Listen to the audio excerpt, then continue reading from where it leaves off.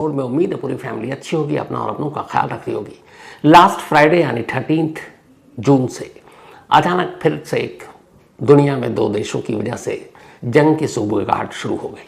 सुगबुगाहट क्या, कल ईरान के सुप्रीम लीडर ने तो बाकायदा ऐलान कर दिया कि अब वो इजराइल के खिलाफ जंग शुरू कर चुके हैं। सवाल ये था कि पिछले कुछ वक्त से सब कुछ ठीक ठाक चल रहा था, अचानक फ्राइडे लास्ट 13 जून को इजराइल ने क्यों ईरान पर हमला किया, अपने जेट अपने मिसाइल से क्यों ईरान के न्यूक्लियर प्लांट, उनकी आर्मी इस्टेब्लिशमेंट, उनके पॉलिटिकल इस्टेब्लिशमेंट उन पर हमला किया, और क्यों सब कुछ ठीक ठाक चल रहा था तो ये हमला और फिर एक और जंग की दस्तक, वजह क्या थी। तो अगर आप थोड़ा सा पीछे जाएं, पिछले 2 साल में अगर देखें तो बहुत कुछ हुआ। इजराइल लगातार उधर हमास, हुती, हिजबुल्ला इनके ऊपर हमला कर रहा था, इनके टॉप लीडरशिप को मार रहा था। फिर पलटवार भी हुआ कई बार। इस बीच में इजराइल के अंदर भी थोड़ा सा बेंजामिन नेतन्याहू को लेकर वहाँ की आवाम, वहाँ की जनता में थोड़ा सा गुस्सा भी था, बगावत भी थी, और ये भी लग रहा था नेतन्याहू को कि शायद अब उनकी कुर्सी चली जाए, अगला इलेक्शन न जीते। तो ये सब कुछ एक तरफ चल रहा था, उधर डोनाल्ड ट्रंप दोबारा प्रेसिडेंट बन गए, फिर से वॉशिंगटन में आए, व्हाइट हाउस में आए। जो एक्सपर्ट हैं उनके हिसाब से दिसंबर 2024 एक साथ कई फ्रंट पर लड़ाई, फिर खुद इजराइल के अंदर घिरना, नेतन्याहू को लगा कि कुछ करना चाहिए। जनवरी 2025 में वो व्हाइट हाउस जाते हैं, डोनाल्ड ट्रंप से मिलते हैं और डोनाल्ड ट्रंप को वो बताते हैं कि कुछ करना है। डोनाल्ड ट्रंप ईरान पर हमले के खिलाफ थे, उनका कहना था कि जो न्यूक्लियर डील वाली बात है उस पर ईरान से भी बात होगी, तो ऐसा कुछ मत करो। लेकिन इजराइल ने भी अमेरिका को ठेंगा दिखाया और अचानक 13 जून को ये हमला किया। इस हमले को जस्टिफाई करने के लिए, ये बताने के लिए कि हमला क्यों किया, क्या वजह थी और उसकी शुरुआत कैसे हुई, तो असल में 2-3 शब्द हैं जो इस पूरी कहानी में आपके लिए सबसे अहम है, जिससे इस पूरे वॉर को आप समझ जाएंगे। एक शब्द है न्यूक्लियर डिटरेंस। न्यूक्लियर डिटरेंस, इस एक शब्द से सबसे ज़्यादा इजराइल घबराया हुआ था। न्यूक्लियर डिटरेंस असल में वो चीज़ है कि अगर 2 देश जिनके पास न्यूक्लियर बॉम्ब हो, तो फिर जैसे इंडिया और पाकिस्तान, तो अगर 2 देश जिनके पास न्यूक्लियर पावर देश हैं, बॉम्ब है, तो वो पूरी दुनिया ये चाहती है हमेशा वो देश आपस में ना लड़ें। क्यों? उनके आपस में लड़ने से न्यूक्लियर वार छिड़ेगा, बर्बादी होगी, तबाही होगी। तो इसीलिए ये एक न्यूक्लियर डिटरेंस शब्द इस्तेमाल हुआ है, ताकि पूरी दुनिया की ये जिम्मेदारी बन जाती है कि जिन 2 देशों के पास न्यूक्लियर बॉम्ब हो उनके बीच में लड़ाई ना हो, और उस लड़ाई को रोकने के लिए फिर एक समझौता किया जाए, बातचीत की जाए और उसके ज़रिए उस लड़ाई को टाल दिया जाए। जैसे अभी ऑपरेशन सिंदूर के पास बात आपने देखा कि कैसे सीज फायर का ऐलान किया गया, क्योंकि पाकिस्तान के पास भी न्यूक्लियर है, हमारे पास भी न्यूक्लियर है। लेकिन अभी तक न्यूक्लियर डिटरेंस नाम की इस चीज़ से इजराइल आज़ाद था। क्यों? क्योंकि इजराइल इकलौता वहाँ पर ऐसा देश है आसपास में, अगर आप देखें गज़ा, फ़िलिस्तीन, ईरान, लीबिया, और इन पर वो लगातार हमला करता रहा है, पर किसी देश ने रोका नहीं। क्यों? क्योंकि इनमें से किसी देश के पास भी न्यूक्लियर बॉम्ब नहीं है, इजराइल के पास है। तो यहाँ फिर न्यूक्लियर डिटरेंस की बात तो आती नहीं, क्योंकि एक देश जिसके पास न्यूक्लियर बम है और वो दूसरे देश पर हमला करता है जिसके पास न्यूक्लियर नहीं है, तो फिर कोई ख़तरा तो है नहीं कि न्यूक्लियर वॉर छिड़ेगा, एक इकलौता क्या करेगा। तो अभी तक ये था कि मिडिल ईस्ट में इजराइल किसी के ऊपर भी हमला कर दे, कोई इशू नहीं है। कहानी कहाँ ख़राब हुई? कहानी ये ख़राब हुई कि अचानक लगा कि ईरान शायद न्यूक्लियर बॉम्ब बनाने के बहुत करीब है। अब सोचिए कि अगर ईरान के पास न्यूक्लियर बम आ गया तो क्या होगा? ये न्यूक्लियर डिटरेंस होगा। यानी अगर ईरान भी एक न्यूक्लियर पावर कंट्री बन गया, इजराइल पहले से है, तो इन दोनों के बीच जब भी जंग होगी, पूरी दुनिया की जिम्मेदारी होगी कि इन दोनों के जंग के बीच में सुलह समझौता कराएं, इन्हें रोकें, क्योंकि न्यूक्लियर पावर कंट्री है और जंग भयानक होगा। तो मिडिल ईस्ट में इजराइल की धमक कम हो जाएगी। क्यों? क्योंकि इजराइल के पास अब पहली बार ऐसा होगा कि ईरान भी एक न्यूक्लियर पावर कंट्री है, तो वो उस तरीके से हमला नहीं करेगा जैसे फ़िलिस्तीन पे, लीबिया पे या बाकी देशों पे आसपास में करता है। क्योंकि एक न्यूक्लियर पावर कंट्री के ऊपर फिर हमला करना, जो ऑलरेडी न्यूक्लियर बॉम्ब है जिसके पास, ये सिर्फ 2 देशों के बीच का इशू नहीं होता है, पूरी दुनिया का इशू हो जाता है। तो इसीलिए इस न्यूक्लियर डिटरेंस शब्द से इजराइल घबरा गया, क्योंकि उसे पता था कि अगर ईरान के पास न्यूक्लियर बम बन गया तो फिर पूरी दुनिया कभी भी उसे ईरान पर हमला करने की इजाज़त नहीं देगी और मिडिल ईस्ट में उसकी धमक, उसकी धाक कम हो जाएगी, और वो वैसे ही हर वक्त घिरा रहता है। पहली चीज़ ये थी। लेकिन सवाल है कि सिर्फ न्यूक्लियर डिटरेंस से घबराया इजराइल या कुछ और उसके पास खबर थी? क्यों उसने 13 को ईरान पर हमला किया? तो जो ईरान पर हमला करने की उसकी वजह थी वो ये थी, फिर एक दूसरा शब्द आता है न्यूक्लियर एनरिचमेंट। ये एक शब्द भी इस हमले की वजह बना, न्यूक्लियर एनरिचमेंट। शुरू से ही ईरान न्यूक्लियर पावर बनने की कोशिश करता रहा, ये दुनिया को पता है, और इसकी वजह से उसने बहुत सारी पाबंदियां झेली। अमेरिका ने भी उसके ऊपर पाबंदी लगाई, और फिर भी वो अपने इस मिशन में लगातार लगा था, क्योंकि ईरान चाहता है कि वो एक न्यूक्लियर पावर कंट्री बने। हालांकि दुनिया से वो कहता है कि वो पीस के लिए न्यूक्लियर प्रोग्राम को डेवलप कर रहा है। तो अब ये जो दूसरा शब्द आया न्यूक्लियर एनरिचमेंट, इसका क्या मतलब था? इसका मतलब ये है कि न्यूक्लियर वेपन बनाने के लिए, सिर्फ न्यूक्लियर बनाने के लिए कोई भी चीज़, यूरेनियम की ज़रूरत होती है। यूरेनियम से ज़रूरी नहीं है कि आप सिर्फ बॉम्ब ही बनाएं, बिजली भी बना सकते हैं, मेडिकल के फील्ड में भी यूज़ हो सकता है, मतलब पीस, शांति और अच्छे कामों के लिए भी। लेकिन बॉम्ब बनाने में और शांति, बिजली बनाने में और मेडिकल इक्विपमेंट्स बनाने में बड़ा फ़र्क होता है। असल में जितने भी यूरेनियम है, ये आपको पता ही है कि मैंने इस पर डिटेल में एक सुना रखी है पहले कहानी। ये एक ऐसा तत्व है जो हमारी धरती पर प्राकृतिक रूप से पाया जाता है, यूरेनियम। अब यूरेनियम में एक 238 या U38 कहें, U238 एक यूरेनियम इस क्वालिटी की पाई जाती है, और दूसरा है uranium 235, U235, uranium for you. इसमें लगभग 0.7% ही यूरेनियम होता है जो 235 कैटेगरी का है। अब बिजली बनाने के लिए जो यूरेनियम की आपको ज़रूरत होती है, उसके लिए सिर्फ 3 से 5%, क्योंकि यूरेनियम एक रॉ पदार्थ होता है, तो उसको एनरिच किया जाता है, उसको एडवांस तरीके से बनाने के लिए। तो अगर आपने यूरेनियम एक प्राकृतिक रूप से धरती पर पाया जाने वाला पदार्थ आप ले आया, रॉ मटेरियल, आपको उससे बिजली बनानी है, तो आपको बिजली बनाने के लिए सिर्फ और सिर्फ 3 से 5% तक एनरिचमेंट करने की ज़रूरत है किसी यूरेनियम को। 3 से 5% अगर उसने आपका उसका शुद्धिकरण कर दिया, एनरिचमेंट कर दिया, तो आप उसे आराम से बिजली बना सकते हैं और लोगों को बिजली सप्लाई कर सकते हैं। लेकिन अगर उसी यूरेनियम से आपको न्यूक्लियर बॉम्ब बनाना है तो 3 से 5% एनरिचमेंट की ज़रूरत नहीं, बल्कि बहुत ज़्यादा पड़ती है, वो है 90%।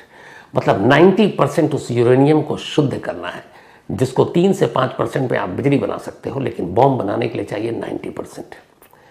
तो अब यहाँ पे इजराइल के हमले का क्या मतलब इस एनरिचमेंट को लेकर? तो है न्यूक्लियर एनरिचमेंट को लेकर इसलिए हुआ क्योंकि अचानक ये पता चला कि ईरान लगभग 80% कामयाब हो गया है यूरेनियम को शुद्ध करने में, यानी यूरेनियम एनरिचमेंट में 80%। यानी बॉम्ब बनाने के लिए सिर्फ 10% और उसको शुद्ध करना यूरेनियम को। कहाँ 3 से 5% बिजली के लिए, वो जो बताता है दुनिया को कि हम बिजली का यूज़ करेंगे, पीस के लिए यूज़ करेंगे। लेकिन जो इनसाइड स्टोरी थी, जो अंदर की खबर आई, वो ये थी कि अपने न्यूक्लियर प्लांट में जो यूरेनियम एनरिचमेंट का काम ईरान कर रहा था, वो 80% तक पहुँच चुका है। अब सिर्फ 10% की बाकी है। 10% कभी भी, बल्कि ये था कि शायद 15 दिन, महीने भर के अंदर वो कर ले और फिर वो एक न्यूक्लियर बम बना सकता है। तो अब एक ये भी खबर थी। अब क्या हुआ कि जैसे ये पता चला कि 80% एनरिचमेंट तक पहुंच चुका है, तो फिर उधर नेतन्याहू अपने लोगों से ही लगा कि सरकार ना चली जाए। लगातार 2 साल की हार, जंग बड़ी खर्चीली चीज़ होती है, चाहे कोई भी लड़े। और इधर ईरान का ये एनरिचमेंट कि एक बार ईरान बन गया तो फिर ये जो न्यूक्लियर डिटरेंस वाली बात है, ये वो लागू हो जाएगा ईरान पर, और इजराइल फिर कभी ईरान पर हमला नहीं कर सकता। इसीलिए उसने इस जल्दबाजी में 13 जून को ईरान पर हमला कर दिया। इस हमले में बहुत सारे ईरान के टॉप सेना के जो कमांडर हैं वो मारे गए, न्यूक्लियर साइंटिस्ट मारे गए, कुछ पॉलिटिकल लोग मारे गए, और अब पलटवार चल रहा है ईरान की तरफ से। इस जंग का 5वां दिन है। नुकसान दोनों तरफ से हो रहा है। कुछ देर पहले ईरान के फॉरेन मिनिस्ट्री की तरफ से एक स्टेटमेंट आया जिसमें यह है कि 585 लोग इजराइल के हमले में मारे गए हैं ईरान के, 1326 लोग घायल हुए हैं।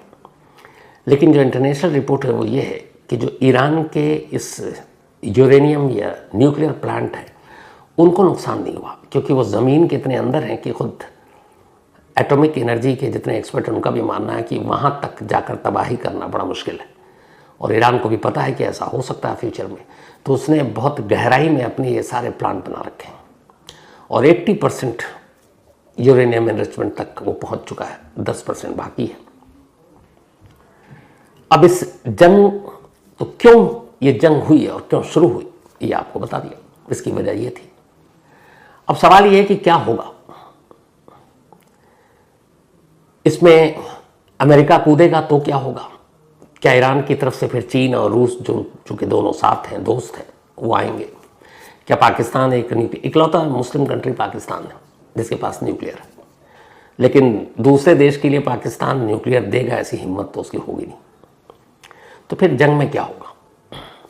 अब अगर इसको वैसे समझना है तो इस जंग की थोड़ी सी तस्वीर जो पिछले 5 दिनों में हुई और जो बर्बादी हुई। इजराइल की कुल आबादी है 90 लाख वाला देश, जबकि ईरान की कुल आबादी है 9 करोड़, मतलब इजराइल से 10 गुना ज़्यादा। ईरान की अगर रेगुलर आर्मी की बात करें तो 6 लाख है, और उनकी रेवोल्यूशनरी फोर्स की बात करें तो उसमें 2 लाख अलग है, तो 6 और 2 8 लाख ईरान के पास ये पूरी सेना की तादाद है। जबकि इजराइल के पास है 1.70, 1,70,000, मतलब इजराइल से 6-7 गुना ज़्यादा है, 5-6 गुना ज़्यादा ईरान के पास। लेकिन बात फोर्स की नहीं, आजकल लड़ाई जीती जाती है आपकी हवाई ताकत किसकी कितनी ज़्यादा मजबूत है। तो ईरान जिस तेज़ी से मिसाइल बना रहा है उस पर पूरी दुनिया की नज़र है। ईरान के पास 17,000 किलोमीटर प्रति घंटे से की स्पीड से उड़ान भरने वाली मिसाइल भी है जो 2500 किलोमीटर तक मार कर सकता है। कहते हैं कि ईरान के पास 2023 की एक रिपोर्ट है जिसमें यह है कि 3000 से ज़्यादा बैलिस्टिक मिसाइल है।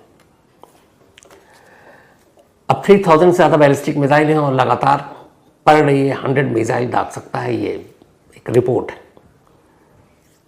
लेकिन दूसरी तरफ इजराइल के बारे में हमेशा से ये मशहूर है कि इजराइल का एयर डिफेंस सिस्टम बहुत मजबूत है और जितने भी मिसाइल हों, रॉकेट हों, इजराइल उन्हें गिरा देता है।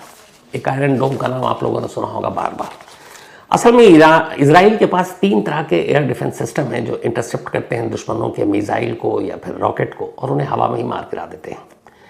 लेकिन अभी जो ईरान ने पलटवार किया उसमें आपने देखा होगा तेल अवीव की तस्वीरें, बिल्कुल गाज़ा की तस्वीरें दिखाई दे रही थी। ऐसे बहुत सारे ईरान के मिसाइल तेल अवीव जो इजराइल की राजधानी है वहाँ पर जाकर गिरे और उन्होंने तबाही मचाई।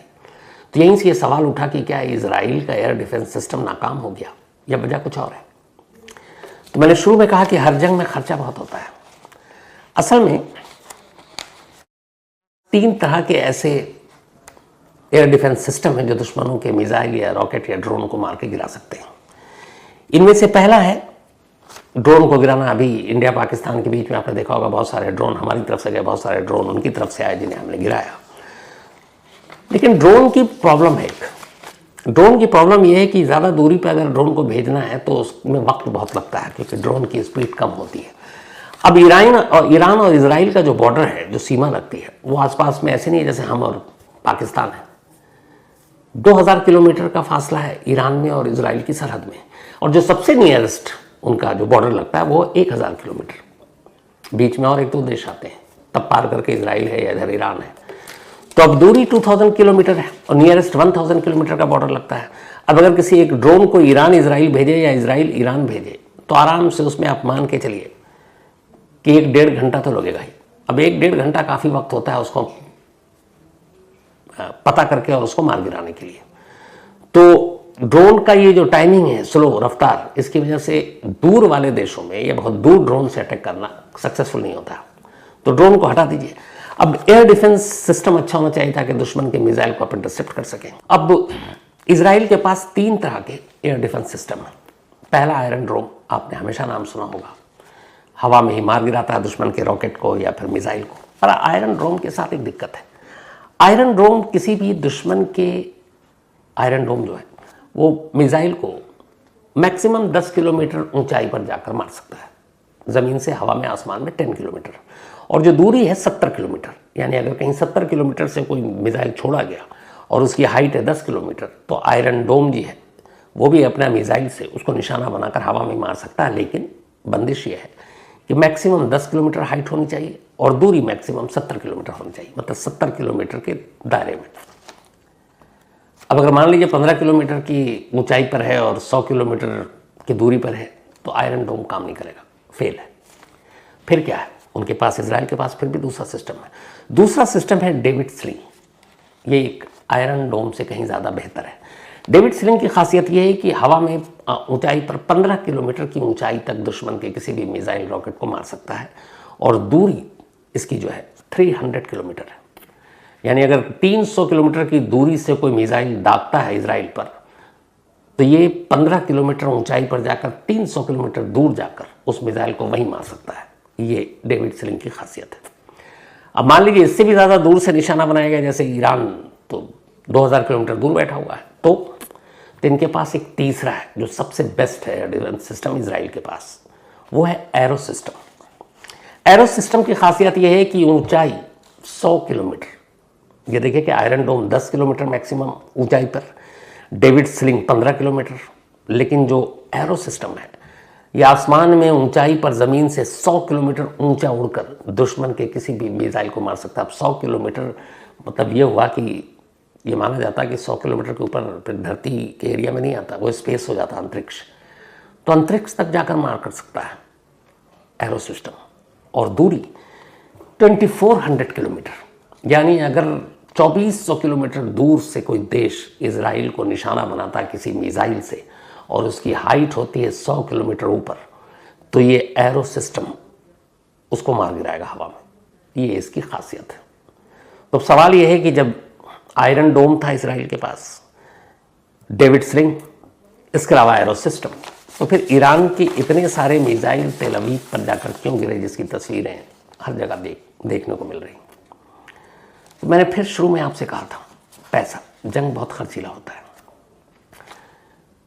आयरन डोम हो, डेविड स्लिंग हो या एरो सिस्टम हो, ये सभी एक ही तरह से काम करते हैं। दुश्मन के किसी भी मिसाइल को मारने के लिए इनसे भी मिसाइल छोड़ा जाता है और ये मिसाइल जाकर उसको हिट करते हैं और तबाह कर देते हैं। अब मिसाइल फ्री में तो आता नहीं है, इनके रेंज और इनकी काबिलियत के हिसाब से इसके हर एक मिसाइल की एक कीमत है। आयरन डोम से अगर एक मिसाइल छोड़ा जाता है मारने के लिए दुश्मन के मिसाइल को, तो उसकी कीमत, जो खर्चा आता है एक मिसाइल का आयरन डोम के, $50,000, $50,000। मतलब आज की करेंसी के हिसाब से अगर जाएं तो लगभग मानकर चलिए कि 43-44 लाख रुपए एक मिसाइल, $50,000। ये आयरन डोम है जिसकी 10 किलोमीटर हाइट और 70 किलोमीटर की दूरी है। वो अगर एक मिसाइल छोड़ता है तो $50,000 का खर्चा आता है। डेविड स्लिंग पर आइए। डेविड स्लिंग अगर एक मिसाइल को छोड़ता है जिसकी मैक्सिमम 15 किलोमीटर ऊंचाई और 300 किलोमीटर की दूरी है, तो इसके ऊपर एक मिसाइल का खर्चा है $1 मिलियन, यानी $10 लाख एक मिसाइल का खर्चा है। अब $10 लाख आप सीधे सीधे देख लीजिए, 1 मिलियन का मतलब हो गया 85 के डॉलर के हिसाब से जोड़िए, $1 मिलियन, $10 लाख एक डेविड स्लिंग के मिसाइल का खर्चा है। अब अगर दुश्मन के बहुत सारे मिसाइल आए तो एक से ज़्यादा छोड़ना पड़ेगा, तो आप जोड़िए कितने $1 मिलियन छोड़ने पड़ेंगे। तीसरा आता है एरो सिस्टम, जो सबसे ऊंचाई तक 100 किलोमीटर ऊपर यानी कि स्पेस तक जाके मार सकता है और 2400 किलोमीटर दूर दुश्मन के किसी भी मिसाइल को गिरा सकता है। ये भी सस्ता नहीं है। इस एक एरो सिस्टम के मिसाइल पर कहते हैं कि लगभग $2 मिलियन से ज़्यादा का खर्च आता है, डॉलर। अब आप अंदाज़ा लगाइए कि आयरन डोम पे $50,000 एक मिसाइल के, $1 मिलियन जो डेविड स्लिंग है इसके, और एरो सिस्टम पर $2 मिलियन एक। अब अगर ऐसे दुश्मन के मिसाइल 100 अगर गिरते हैं और इधर से इजराइल 50 में भी छोड़ता है उनको मारने के लिए, तो पर डे का खर्चा कितना है? जब 2024 में ईरान ने इजराइल के कुछ जगहों पर मिसाइल से हमला किया था, तब कहते हैं कि उस वक्त एक दिन का खर्चा जो इजराइल के ऊपर आया था वो था $200 मिलियन। तो अगर 1-2 महीने तक ये मिसाइल खेला गया तो खर्चे का अंदाज़ा लगा लीजिए, और फिर बाकी मिसाइल कहाँ से आएगा? हालांकि अमेरिका बैठा हुआ है उधर और अमेरिका लगातार मदद करता है, देगा। तो ये तो हो गए इस मिसाइल की बातें। अब जो सबसे बड़ी है इस खबर में जो चीज़ आ रही है वो ये है कि एक डोनाल्ड ट्रंप साहब ने मीडिया से बात की अपने एयरफोर्स 1 में, और उस मीडिया से बातचीत के दौरान उन्होंने कहा कि हमें पता है कि ईरान के supreme leader Ayatollah Ruhollah Khomeini, बल्कि खामनेई माफ़ कीजिएगा, ये कहाँ छुपे हुए, लेकिन हम अभी उन्हें मारना नहीं चाहते, वो हमारे लिए इजी टारगेट है। जबकि दूसरी तरफ जो इजराइल के प्राइम मिनिस्टर हैं बेंजामिन नेतन्याहू, उनका कहना है कि जब तक खामेनी को मारेंगे नहीं, कत्ल नहीं करेंगे, तब तक ये जंग नहीं रुकेगी, और एक बार मार दिया तो फिर जंग खत्म हो जाएगा, सब कुछ ठीक हो जाएगा। अब सवाल ये है कि डोनाल्ड ट्रंप क्यों कह रहे हैं कि हमें अड्डा पता है खामेनी कहाँ छुपे हैं, और नेतन्याहू ये कह रहे हैं कि जब तक खामेनी का कत्ल नहीं हो जाता ये जंग खत्म नहीं होगा, और एक बार मार दिए गए तो जंग सब कुछ ठीक हो जाएगा। ऐसा क्यों है? इसकी वजह है 1979 से पहले ईरान में राजा पहलवी राजवंश था, इस कहानी आपको डिटेल में सुनाई है। उसके बाद इस्लामिक क्रांति आई। उस इस्लामिक क्रांति की उस वक्त जो अगुवाई की थी वो आयतुल्लाह रुहुल्लाह खोमेनी साहब ने की थी, जो ईरान के सुप्रीम लीडर हुआ करते थे, और तब वो ईरान के बाहर रहकर इस मूवमेंट को चला रहे थे। 79 से पहले ईरान और इजराइल में भी दोस्ती थी, पश्चिमी देशों से भी थी, क्योंकि राजा पहलवी के शासन में वहाँ वेस्टर्न कल्चर पूरा था। लेकिन जैसे ही इस्लामिक क्रांति आई, उसके बाद पहलवी फैमिली को भागना पड़ा, तो फिर ईरान में एक इस्लामिक हुकूमत बनी, और तब वहाँ ये हुआ कि जो भी सरकार होगी, लेकिन वहाँ का एक सुप्रीम लीडर होगा जिसका कंट्रोल आर्मी पर होगा, हुकूमत पर होगी, हर चीज़ पर होगी, और वही सुप्रीम लीडर होगा, यानी ईरान के किसी भी फैसले का मेन जिम्मेदार वो होगा, और वो कोई विद्वान होगा या धार्मिक लीडर। तो पहली बार चुना गया ईरान के सुप्रीम लीडर के तौर पर आयतुल्लाह रुहुल्लाह खोमेनी को। 1979 के बाद 10 साल तक वो रहे। 1989 में खोमेनी की डेथ हो गई।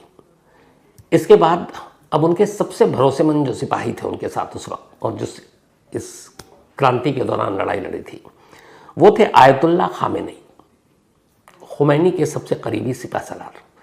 तो जब 89 में डेथ हुई, उससे पहले ही आयतुल्लाह खोमेनी ने ये ऐलान कर दिया था कि मेरे उत्तराधिकारी आयतुल्लाह खामेनी होंगे, और जब वो सुप्रीम लीडर थे खोमेनी, तब ये प्रेसिडेंट हुआ करते थे ईरान के। उसके बाद उनकी मौत के बाद फिर खामेनी सुप्रीम लीडर बन गए, और पिछले 36 सालों से ईरान में वो एक सुप्रीम लीडर के तौर पर ही काम कर रहे हैं। इस वक्त उम्र करीब 86-87 साल हो गई उनकी, वो तो बहुत ज़्यादा बुजुर्ग, लेकिन ईरान के अब भी सुप्रीम लीडर हैं। अब एक चुनी हुई सरकार और वहाँ के एक सुप्रीम लीडर, और उसको एक देश कहता है कि हमको मारना है, और डोनाल्ड ट्रंप ने ये कहा है कि हमें पता है वो कहाँ है। लेकिन जब इजराइल ने ये कहा, और कई सुप्रीम लीडर के करीबी लोगों को निशाना बनाया गया, मैंने जैसे बताया कि वहाँ की मिलिट्री या फिर पॉलिटिकल इस्टेब्लिशमेंट के बड़े बड़े लोगों को, वहाँ की खुफिया एजेंसी के लोगों को, वहाँ के न्यूक्लियर साइंटिस्ट को मारा गया, तब अमेरिका ने वीटो का इस्तेमाल किया और इजराइल से कहा कि नहीं, आप खामेनी को नहीं मारेंगे। उसकी वजह ये थी कि आयतुल्लाह खामेनी ने अभी तक कभी अमेरिका पर हमला नहीं किया, अमेरिकी किसी इस्टेब्लिशमेंट को निशाना नहीं बनाया, अमेरिकी एम्बेसी, अमेरिकी लोगों को निशाना नहीं बनाया, तो कोई सीधा अटैक कभी अमेरिका पर नहीं किया। तो इसीलिए डोनाल्ड ट्रंप को ये लगता है कि जब सीधा अमेरिका से कभी कोई पंगा हुआ नहीं, कोई हमला किया नहीं, तो फिर क्यों वो इजराइल के इस काम में साथ दे, और इसीलिए वीटो लगा दिया और इजराइल से कहा कि आप खामेनी को नहीं मारो। लेकिन खुद डोनाल्ड ट्रंप ये भी कह रहे हैं कि हमें पता है कि खामेनी कहाँ छुपे हैं, हमारे लिए ईजी टारगेट है। अब खामेनी क्यों? तो उसकी वजह यह है कि इजराइल चाहता है कि ईरान में 1979 के दौर का पहले का के जो शासन या हुकूमत थी वो लौटे, जो इजराइल के लिए फ़ायदेमंद होगा। और अब भी इत्तेफाक से जो राजा पहलवी राजवंशी चला आ रहा था वहाँ पे, ईरान में उसके जो प्रिंस हैं और बाकी उस ख़ानदान के लोग हैं, उनमें से बहुत सारे विदेश में रह रहे हैं और इस पहलवी विरासत के बहुत सारे सपोर्टर ईरान के अंदर मौजूद हैं। ये जो अभी 13 जून को हमला हुआ था, जो इजराइल ने ईरान पर किया, तेहरान पर किया, उसमें यह था कि बहुत सारे जो हाई प्रोफाइल टारगेट्स को चुना गया इजराइल की तरफ से, वो ऑपरेशन मोसाद ने अंजाम दिया था और ये टारगेट को तेहरान के अंदर रहकर अंजाम दिया गया। ये नहीं कि बाहर से सिर्फ हवाई हमले में हुआ, बल्कि ज़मीन पर भी। तो क्या मोसाद के लोग तेहरान के अंदर मौजूद हैं? तो उस पर भी एक रिपोर्ट आई और वो रिपोर्ट ये है कि असल में ईरान और तेहरान के अंदर राजा पहलवी वंशज के बहुत सारे शुभचिंतक अब भी रह रहे हैं और वो मोसाद के लिए टूल्स के तौर पर काम कर रहे हैं। मोसाद ने उन्हें अपने साथ मिलाया हुआ है और वो लोग लगातार ईरान के अंदर गड़बड़ करने की कोशिश कर रहे हैं ताकि सत्ता परिवर्तन हो, खामेनी सुप्रीम लीडर ना हो और वहाँ नई सरकार आए, वो सरकार जो इजराइल और अमेरिका के लिए फ़ायदेमंद हो, वो सरकार जो न्यूक्लियर बॉम्ब बनाने की जो कोशिश है उससे दूर रहे और जो दुनिया उसके ऊपर कहे कि तुम्हें यही करना है वैसे ही करो। एक और मजाक भी देखिए इस दुनिया की पॉलिटिक्स और पश्चिमी देशों की भी राजनीति का, कि सबसे ज़्यादा न्यूक्लियर बॉम्ब लेकर बैठा हुआ है अमेरिका और सबसे ज़्यादा वो वही भाषण देता है न्यूक्लियर बॉम्ब और उसकी बर्बादी के बारे में, सबसे ज़्यादा। तो वर्ल्ड पॉलिटिक्स है, गुंडागर्दी, दादागिरी देख ही रहे हैं आप। और जब से सेकंड टाइम में ट्रम्प आए हैं, पता नहीं क्या क्या हो रहा है इस दुनिया में। तो खैर, उसी राजा पहलवी के वंशजों के ज़रिए और उनके समर्थकों के ज़रिए कोशिश ये है कि ईरान के अंदर खामेनी और उनके सपोर्टर, उनको किनारे लगाया जाए और वहाँ तख्ता पलट हो और नई सरकार आए। अब यहाँ पे एक चीज़ और भी है जो मैंने जैसे बताया कि आपको लगभग 86-87 साल की उम्र हो चुकी है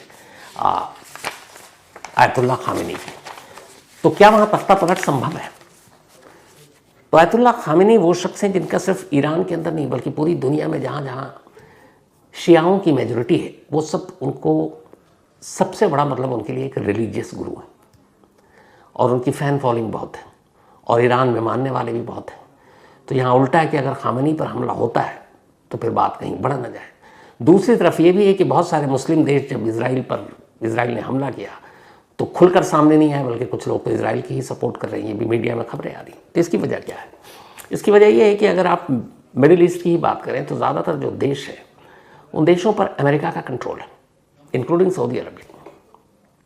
तो वहाँ की जो हुकूमत है वो अमेरिकन पॉलिसी से अलग जा नहीं सकती, तो वो इजराइल के खिलाफ खुलकर बोल नहीं सकते।